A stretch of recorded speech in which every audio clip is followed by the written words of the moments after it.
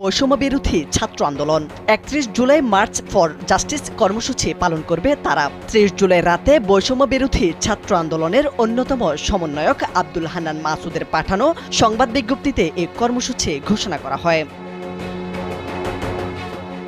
এতে বলা হয়, সারা দেশে ছাত্র জনতার উপর গণহত্যা, গণগ্রেপ্তার, হামলা, মামলা, গুম খুনের প্রতিবাদে ও জাতিসংঘ কর্তৃক তদন্তপূর্বক বিচারের দাবিতে এবং ছাত্র সমাজের ৯ দফা দাবি আদায়ের লক্ষ্যে দেশের সব আদালত, ক্যাম্পাস ও রাজপথে ৩১ জুলাই মার্চ ফর জাস্টিস কর্মসূচি পালন করা হবে।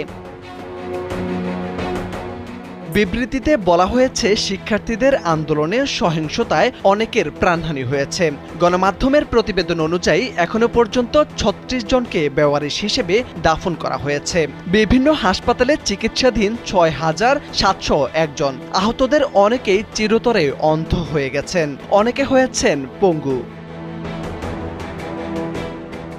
বিবৃতিতে উল্লেখ করা হয়, আন্দোলন দমনে সাধারণ ছাত্র ও আন্দোলনের সমন্বয়ক এবং বিরোধী রাজনৈতিক নেতাদের বিরুদ্ধে যেভাবে গণগ্রেপ্তার চালানো হচ্ছে সেটা সংবিধান বিরোধী ও মানবাধিকারের চরম লঙ্ঘন। বৈষম্য বিরোধী ছাত্র আন্দোলনের হিসেবে গত ১২ দিনে ১০,০০০-এর বেশি মানুষকে গ্রেপ্তার করা হয়েছে।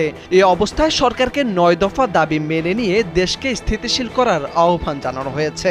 পাশাপাশি সারা দেশের শিক্ষক, আইনজীবী, মানবাধিকার কর্মী, পেশাজীবী, শ্রমজীবী ও সকল নাগরিককে এই কর্মসূচি পালনে সর্বাত্মক সহযোগিতা ও দাবি আদায়ের সঙ্গে একাত্মতা ঘোষণার অনুরোধ জানানো হয়েছে। এর আগে মঙ্গলবার মুখে ও চোখে লাল কাপড় বেঁধে ছবি তুলে তা অনলাইনে ছড়িয়ে দেওয়ার কর্মসূচি পালন করেন কোটা সংস্কার দাবিতে আন্দোলনরত শিক্ষার্থীরা। দিনব্যাপী সামাজিক যোগাযোগ মাধ্যমে অনেকের প্রোফাইলে তেমনই চিত্র দেখা যায়।